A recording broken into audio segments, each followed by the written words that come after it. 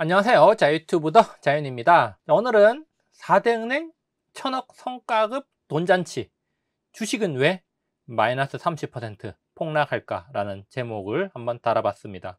자, 은행들의 역대급 성과급 돈잔치 이야기가 나오면서 많은 사람들이 불만을 토로하고 있습니다. 이자 내느라고 등골 빠지는데 은행들은 가만히 앉아서 서민 등골 빼먹는다, 이런 이야기도 들리고, 은행들이 이자가 늘어나면 주가가 오를 줄 알고 투자했던 사람들이 은행 실적 좋은데 주가는 안 오르고 떨어지기만 하나, 이런 이야기를 하는 분들도 있었습니다. 자, 그렇다면은 왜 그럴까? 혹연지명으로 그런 이야기를 하는 게 아니라 금리와 은행주의 주가 흐름, 어떤 메커니즘으로 움직이는지 여기에 대해서 한번 생각해 볼 필요가 있을 것 같습니다. 그래야지 다음에는 좋은 기회를 만들 수가 있겠죠. 최근에 나온 뉴스 기사입니다. 자, 4대 은행 임원들 천억 성과급 잔치하고 있다. 자, 그리고 대출 이자는 안 깎아주더니 성과급 잔치 벌이냐. 그래서 댓글을 보면은 많은 사람들이 분노하고 있습니다. 그래서 성과급 전부 환수시켜라. 야, 망해가는 은행 살려줬더니 지금 서민들 상대로 돈 장사하냐. 자, 은행 단축 근무하고 재택 근무하고 성과급에 신났네. 은행 시스템은 날강도다, 뭐 이런 댓글들이 상위에 올라와 있는 거 확인할 수 있고, 많은 사람들이 분노하고 있습니다. 누구는 이자 올라서 한숨인데 은행들은 돈잔치에 신났다는 거죠.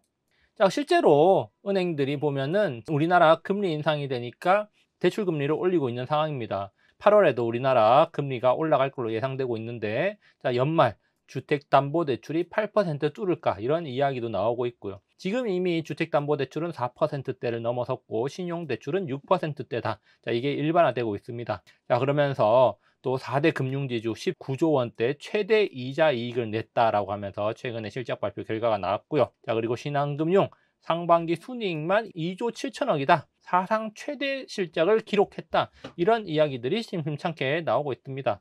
자, 실제로 보면은 작년하고 올해 1년 사이에 주택담보대출 4% 이상으로 대출을 받은 사람들의 비중이 엄청나게 올라갔고, 우리은행 같은 경우는 작년 6월에 4%대의 금리로 대출을 받은 사람이 0.5%에 불과했는데 지금은 97%에 육박하는, 사실상 거의 모든 사람들이 4% 이상의 금리로 대출을 받았다는 거죠. 자, 그리고 신용대출은 5%를 넘어간 사람들이 벌써 절반 가까이 되고 있습니다. 자, 국민은행 같은 경우는 51%, 신한은행은 46%를 기록했는데 작년 6월에는 5%를 넘는 신용대출자가 10%밖에 되지 않았었다는 거죠. 그만큼 금리가 많이 오르면서 은행들의 이자 수익이 많이 늘어났다, 이렇게 볼 수가 있겠고, 그런 영향으로 은행들 올해 상반기에 사상 최대 이익을 기록하고 있는 거겠죠.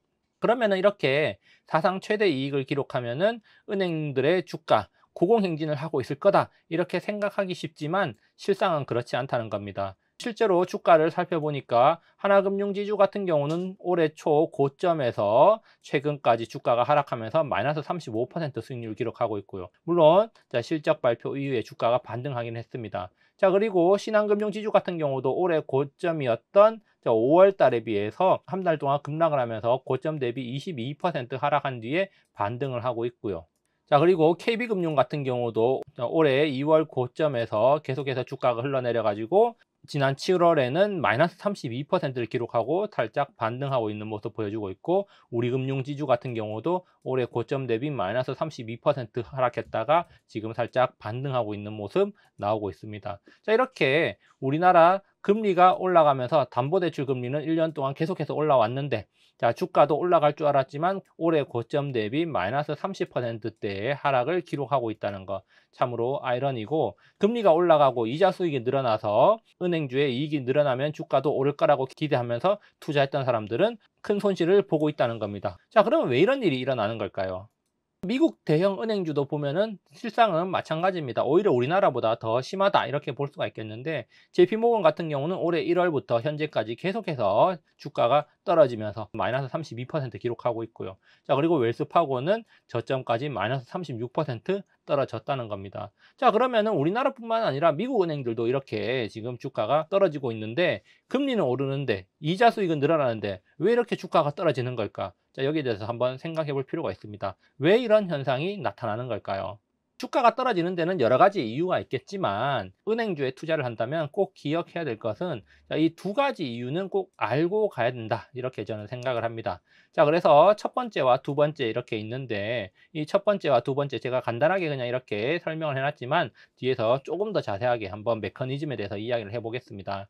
자, 그래서 제가 이 메커니즘을 조금 더 자세하게 표현을 해봤는데요. 자, 지금 어떤 상황입니까? 물가가 상승하고 있고 금리가 올라간다는 겁니다. 자, 이렇게 금리가 올라가고 물가가 상승한다는 거는 가계의 가처분 소득, 기업들의 긴축을 불러오는 거죠. 자, 그리고 유동성이 축소되고, 그리고 주식 시장이 타격을 받고 부동산 시장도 하락하게 되면서 자산 감소 현상이 나타납니다. 자, 이런 것들이 전부 가처분 소득 감소에 영향을 주는 거고요. 자, 그렇기 때문에 사람들은 또 소비를 줄이게 되고, 이렇게 소비를 줄이게 되면은 기업들의 수익이 타격이 있게 됩니다. 결국에는 기업들도 좀 더 힘들어진다는 거고, 자, 경기 침체가 찾아오는 거죠. 자, 경기 침체가 찾아오면 어떤 일이 발생합니까? 일자리가 감소하고 실업률이 증가하고, 그리고 기업의 부채 부담이 증가하게 됩니다. 금리가 올라가니까 부채 부담이 증가하는 거고, 실업률이 또 증가하는 이유는 기업들의 매출이 줄어들고 이익이 줄어드니까 어쩔 수 없이 그렇게 하는 거고, 자, 그러면 또 소비가 부진이 나타나고 기업의 실적은 더욱더 악화되는 거죠. 그렇게 되면은 결국에는 한계 기업들, 부채 부담을 이겨내지 못하는 기업들은 부도를 하게 되는 거고, 자, 이렇게 부도를 하게 되고 실업률이 증가하고 일자리를 잃은 사람들은 어떻게 됩니까? 결국에는 빚을 못 갚으면은 파산이 늘어나는 거죠. 자, 그러면 이렇게 기업들의 부도가 증가하고 가계 파산이 증가하면은 결국에는 은행들은 대출금을 회수를 하지 못합니다, 제대로. 자, 그래서 이런 것들 다 어디로 넘어가는 겁니까? 경매로 넘어가는 거죠. 그러면 경매에서는 비싼 값에 누가 삽니까? 아니죠. 헐값에 다 처분이 되는 거죠. 그래서 은행들이 이런 경매로 다 넘겨가지고 이런 물건들을 헐값에 다 처분을 하면은 결국엔 빌려준 돈보다 더 못 받게 된다는 거죠. 그렇기 때문에 대출금 회수를 하지 못하게 되고 은행들의 손실이 증가하게 됩니다. 자, 그래서 이런 사태, 경기 침체에 따른 손실 부담을 미리 반영을 하는 게 바로 뭡니까? 바로 대손 충당금을 적립을 하는 거죠. 그래서 소비 위축, 경기 침체 우려가 확산될수록 은행들은 이렇게 기업이 무너지고 가게가 무너져서 대출금 회수가 불가능할 경우를 대비해서 대손 충당금을 쌓아놓는 겁니다. 그래서 보면은 카카오뱅크가 이제 순이익이 감소했는데 이렇게 순이익이 감소한 이유는 대손 충당금을 많이 적립해서 그런 거다, 이렇게 나오고 있고요. 자, 그리고 미국 빅3 은행 실적이 좋게 나왔음에도 불구하고 사상 최대 충당금을 쌓아놨다는 겁니다. 자, 만약에 최악의 상황에 경기 침체가 찾아온다면은 은행들이 버텨내야겠죠. 자, 그때 손실을 상각하기 위해서 미리 돈을 많이 벌 수 있을 때 대손 충당금을 쌓아서 위기에 대응을 한다는 겁니다. 대출금 회수가 안 될 때를 미리 대비한다는 거죠. 자, 그렇기 때문에 이렇게 손실이 미리 잡히기 때문에, 자, 그렇기 때문에 금리가 오를수록, 그리고 금리가 올수록 경기 침체 위기가 커질수록 자, 은행들의 주가는 더욱더 떨어질 수가 있다는 겁니다. 자, 그리고 두 번째로 비슷한 원리긴 합니다. 금리 인상에 따른 경기 침체 우려가 증가하게 된다는 거죠. 자, 그런데 이렇게 경기 침체 우려가 증가할수록 또 장단기 금리차 역전 현상이 나타나고, 그리고 마진 스프레드가 축소되면서 은행의 손실 부담이 증가하게 되는 겁니다. 자, 이것은 이제 은행이 어떻게 이자 장사를 하는지 거기에 대한 메커니즘에 대한 이해가 조금 필요한데요. 자, 그래서 은행들이 이자 장사를 어떻게 하느냐? 그냥 돈을 막 빌려주느냐? 그런 게 아니죠. 은행들이 또 처음에는 돈이 있어야 되지 않습니까? 자, 그래가지고 사실은 지급 준비율이라는 것도 있고요. 예금과 적금, 그리고 대출, 여러 가지 메커니즘이 있는데, 그냥 한마디로 말하자면은 단기로 자금을 조달해서 자, 장기로 자금을 대여, 대출을 해주는 겁니다. 자, 여기서 단기로 자금을 조달한다는 것은 예금, 적금 같은 것을 말하는 거고요. 여기서 장기로 자금을 대여하는 것은 대출을 말하는 겁니다. 자, 그래서 일반적으로 단기 금리는 낮고 장기 금리는 높은 게 일반적입니다. 호경기 때는 더욱더 이제 그렇고요. 자, 그래서 예금, 적금 금리가 대출 금리보다 낮습니다. 자, 왜 그러냐면은 자, 은행들이 이렇게 예금, 적금, 자, 고객들로부터 돈을 받아가지고 고객들로부터 돈을 받아서 이 돈 가지고 대출을 해주는 겁니다. 모든 돈을 다 대출을 해줄 수 있느냐? 그건 아니고 지급 준비율이라고 해가지고 일정 부분 은행에 예치를 하도록 되어 있고요. 그 외의 돈은 다 대출을 해줄 수가 있다는 겁니다. 자, 그게 이제 대출의 기본적인 원리인데, 자, 그래서 예적금은 금리가 낮기 때문에 예금, 적금을 하는 고객들한테 이자를 좀 주고 대출을 하는 사람들한테 이자를 높게 받죠. 그래서 이 차이를 가지고 은행이 수익을 내는 겁니다. 자, 그렇기 때문에 대출 금리, 장기 금리가 높을수록 유리를 하죠. 그런데 문제는 지금 이렇게 금리 인상기에는 단기 금리도 높이 올라간다는 겁니다. 자, 거기다가 경기 침체 우려가 증가하게 되면은 단기 금리가 빠른 속도로 올라가면서 장단기 금리 차 역전이라는 현상이 나타나요. 우리가 많이 들어봤지 않습니까? 장단기 금리 차 역전. 장단기 금리 차가 역전돼 가지고 뭐 경기 침체가 찾아올 가능성이 증가했다. 뭐 경기 침체가 찾아올 가능성이 높아지니까 장단기 금리 차가 역전됐다. 뭐 이런 이야기 많이 들리는데, 어쨌든 장기 금리와 단기 금리가 역전되면은 은행으로서는 손해라는 겁니다. 그래서 실제로 지금 미국에서는 보면은 이제 3개월물하고 10년물 비교인데요. 자, 보면은 2008년 금융위기 직전에 3개월물과 10년물이 이렇게 역전되고 나서 경기 침체 찾아왔고, 그리고 2020년 팬데믹 직전에 3개월물하고 10년물하고 역전되면서 찾아왔는데, 지금도 보면은 3개월물하고 10년물 금리가 역전되기 바로 직전인 거 확인할 수 있습니다. 자, 그래서 이렇게 역전이 되면은 뭐 실제로는 조금 다를 수는 있는데, 예금 금리가 더 높고 대출 금리가 이 예금 금리보다 좀 낮은 수준이면은 손해가 발생하죠. 다시 말해서 대출을 해줄수록 은행은 손해라는 겁니다. 이론적으로는 그렇다는 거죠. 물론 이제 내부적으로 여러 가지 옵션들을 조절을 해가지고 완전 손해가 나도록 그렇게 하지는 않겠지만, 그렇지만 결국에는 이 마진 스프레드가 축소가 되면서 은행의 손실 부담이 커진다는 겁니다. 거기다가 경기 침체 우려가 증가하니까 은행들이 손실에 대비할 수밖에 없다는 거죠. 자, 그리고 이제 보면은 앞서는 3개월물이었는데 2년물 같은 경우는 이때 2008년도, 2007년도 역전됐었고, 그리고 2019년에도 한번 역전됐고, 지금도 굉장히 높은 수준으로 스프레드가 역전됐습니다. 그렇기 때문에 사실 미국 은행주들 실적이 아무리 좋아도 미국 은행주들이 상승하지 못하는 이유는, 미국에서는 지금 2년물 금리가 굉장히 높이 올라오면서 10년물과 역전이 된 상태가 오랫동안 지속이 되고 있죠. 그래서 이제 경기 침체 우려가 또 나타나다 보니까 시장에도 그런 것들이 반영되고요. 그래서 실제로 그냥 이론상으로 이야기를 하자면은 2년물 금리와 10년물 금리가 역전이 됐기 때문에 은행들은 돈을 빌려주면서도 손해를 보는 상황에 직면해 있다. 그래서 아무리 이자 수익이 높아도 예금 금리가 높기 때문에 예금 이자를 더 많이 지급을 해줘야 되는 그런 상황이 나는 겁니다. 우리나라와 미국은 상황이 조금 다르죠.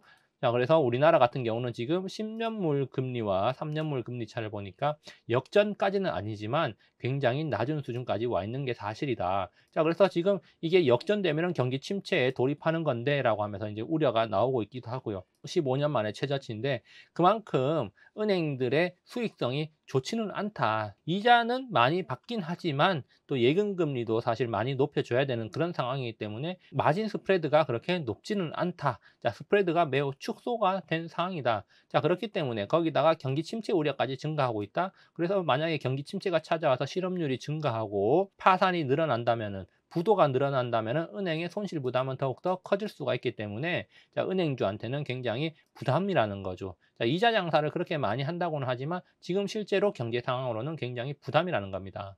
자, 그래서 표면적으로는 이자 장사로 수익이 최대로 나오는 것 같지만 결국에는 불안한 고공행진을 하는 거다, 이렇게 볼 수가 있겠고요. 경기 침체 위기가 커질수록 은행의 수익성 지속에 대한 의심은 증가할 수밖에 없기 때문에 주가가 지지부진한 모습을 보여주는 겁니다. 자, 그래서 주가는 미래를 선반영한다는 관점에서 본다면은 은행주의 주가 부진은 경기 침체 우려를 미리 반영하고 있고, 미국에서는 그게 올해 내내 나타나고 있고, 그리고 우리나라 같은 경우도 6월 이후에 그런 것들이 본격적으로 은행주에 반영이 되고 있다는 겁니다. 실적이 아무리 좋아도 주가가 지지부진한 이유는 경기 침체 우려를 반영하고 있기 때문에. 자, 그래서 일반적으로 금융주, 특히 은행주를 말하는 거죠. 여기서는 자, 은행주에 대한 투자 언제가 좋다고 말하는가? 바로 경기 고점, 물가 고점, 금리 인상 시기가 아니라 지금이 바로 경기 고점, 물가 고점, 금리 인상 시기죠. 지금이 아니라 금리 인하 막바지, 경기 회복 시기가 은행주 투자의 적기다, 이런 이야기가 있습니다. 자, 그때는 그러면 금리가 완전 낮아가지고 은행 수익성 낮은 거 아니에요라고 말할 수가 있지만, 자, 경기가 본격적으로 회복할 때, 자, 이때가 이제 마진 스프레드가 서서히 늘어나는 시기이기 때문에 이때가 보통은 은행주 투자의 적기다, 이런 이야기를 하는 겁니다.